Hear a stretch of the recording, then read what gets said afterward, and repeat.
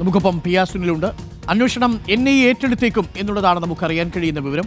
പിയാ സുനിൽ, ഏറ്റവും ഒടുവിൽ നമ്മൾ പ്രേക്ഷകരിലേക്ക് എത്തിക്കുന്ന വിവരം, ഡോക്ടർ ഉമർ മുഹമ്മദുമായി ബന്ധപ്പെട്ടാണ് അന്വേഷണം ഇപ്പോൾ പുരോഗമിക്കുന്നത്. ഡോക്ടർ ഉമർ മുഹമ്മദിന്റെ ബന്ധുക്കളെ, അമ്മയും സഹോദരങ്ങളെയും ഇപ്പോൾ പോലീസ് ചോദ്യം ചെയ്യുന്നുണ്ട്. ഈ കാറിൽ സഞ്ചരിക്കുന്നയാളാണ് ഉമർ മുഹമ്മദ്. ആ കാറിൽ പ്രേക്ഷകർക്ക് കാണാം. ആ കാറിൽ ഉമർ മുഹമ്മദ് മാത്രമാണ് യാത്ര ചെയ്തിരിക്കുന്നത് എന്നതാണ് മനസ്സിലാക്കാൻ കഴിയുന്നത്. പക്ഷേ ആ സമയത്ത് ആ സീറ്റിൽ മറ്റൊരാൾ ഉണ്ടായിരുന്നോ എന്നുള്ളത് പോലീസ് സംശയിക്കുന്നുണ്ടായിരുന്നു. അവിടെ ടോളിൽ നിന്നും ഈ കാർ മുന്നോട്ട് പോകുന്ന സമയത്ത് ഉമറിൻ്റെ ദൃശ്യങ്ങൾ പതിഞ്ഞിട്ടുണ്ട്. ഈ ഉമർ മുഹമ്മദിന്റെ ബന്ധുക്കളെ ഇപ്പോൾ പോലീസ് ചോദ്യം ചെയ്യുകയാണ്. അന്വേഷണം NIA ഏറ്റെടുക്കുകയാണോ പിയാ സുനിൽ? അന്വേഷണം NIA ഏറ്റെടുക്കുകയാണ്. ഇതൊരു ഭീകരാക്രമണം തന്നെയാണ്, ഇതൊരു ചാവേർ ആക്രമണം തന്നെയാണ് എന്ന കാര്യത്തിൽ ഏതാണ്ട് സ്ഥിരീകരണം വരികയാണ്. അപ്പോൾ അന്വേഷണം NIA ഏറ്റെടുത്ത് ഇതിന് പിന്നിലെ ഭീകരബന്ധമൊക്കെ തന്നെ അന്വേഷിക്കാനുള്ള നീക്കത്തിലേക്ക് NIA പോവുകയാണ്. ഏതായാലും ഡൽഹി പോലീസ് ഇന്നലെ UAPA അടക്കമുള്ള വകുപ്പുകൾ ചുമത്തിയാണ് FIR രജിസ്റ്റർ ചെയ്തത്.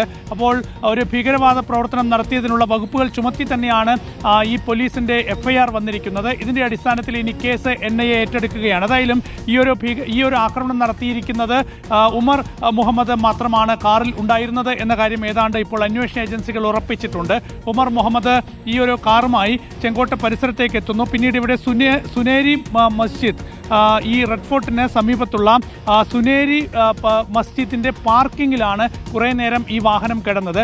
അവിടെ നിന്ന് അദ്ദേഹം പുറത്തേക്ക് ഇറങ്ങി അവിടെ പരിശോധനകൾ നടത്തിയ ശേഷം പിന്നീട് ഈ കാറുമായി വൈകിട്ട് 6:30 പുറത്തേക്ക് വരുന്നു. പിന്നീട് 6:52 ചെങ്കോട്ടയ്ക്ക് നേരെ മുൻപിലെത്തിയ ശേഷം ഇത് പൊട്ടിത്തെറിക്കുന്നു, സ്ഫോടനം നടത്തുന്നു. ഇതിനായി ഉപയോഗിച്ചത് അമോണിയം നൈട്രേറ്റിൻ്റെ ലിക്വിഡ് ഫോമാണ് എന്നുകൂടി ഇപ്പോൾ വിവരം പുറത്തു വരുന്നുണ്ട്.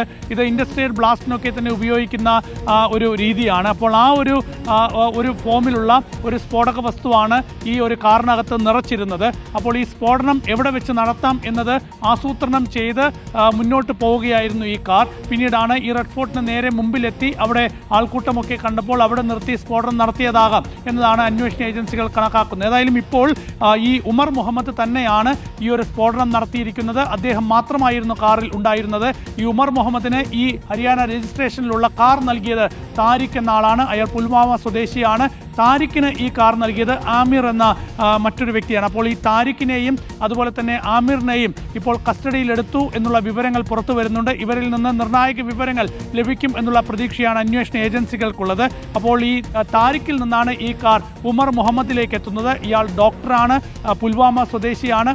നേരത്തെ അറസ്റ്റിലായ 2 ഡോക്ടർമാരുമായി അടുപ്പമുള്ള വ്യക്തി കൂടിയാണ് ഈ ഉമർ മുഹമ്മദ്. അപ്പോൾ ഫരീദാബാദ് അറസ്റ്റിൻ്റെയൊക്കെ തന്നെ നടപടികളുടെയൊക്കെ തന്നെ ഒരു തുടർച്ചയിൽ തന്നെയാണ് ഇങ്ങനെയൊരു സ്ഫോടനം നടത്തിയിരിക്കുന്നത്. ഒരുപക്ഷേ ഈ ഉമർ മുഹമ്മദും പിടിയിലായേക്കാം എന്നുള്ള ഒരു സൂചന അദ്ദേഹത്തിന് ലഭിച്ചിരിക്കാം. അതിൻ്റെ ഭാഗമായി നടത്തിയിട്ടുള്ള ഒരു ആക്രമണമായി കൂടി ഈ ഒരു സ്ഫോടനത്തെ വിലയിരുത്തുന്നുണ്ട്. ഏതായാലും ഈ കാറിനകത്ത് ഉമർ മുഹമ്മദ് മാത്രമാണ് ഉണ്ടായിരുന്നത്. ഇതൊരു ചാവേർ ആക്രമണമാണ്. മണിക്കൂറോളം ഈ കാറ് റെഡ് ഫോർട്ടിന് സമീപത്തെത്തി. ഇവിടെ സുനേരി മസ്ജിദിന് സമീപം ഈ കാറ് പാർക്ക് ചെയ്തു. പിന്നീട് 6:52 കൊണ്ടുവന്ന് ഈ കാറ് ചെങ്കോട്ടയുടെ പ്രധാന ഗേറ്റിന് മുമ്പിൽ കൊണ്ടുവന്ന് സ്ഫോടനം നടത്തി.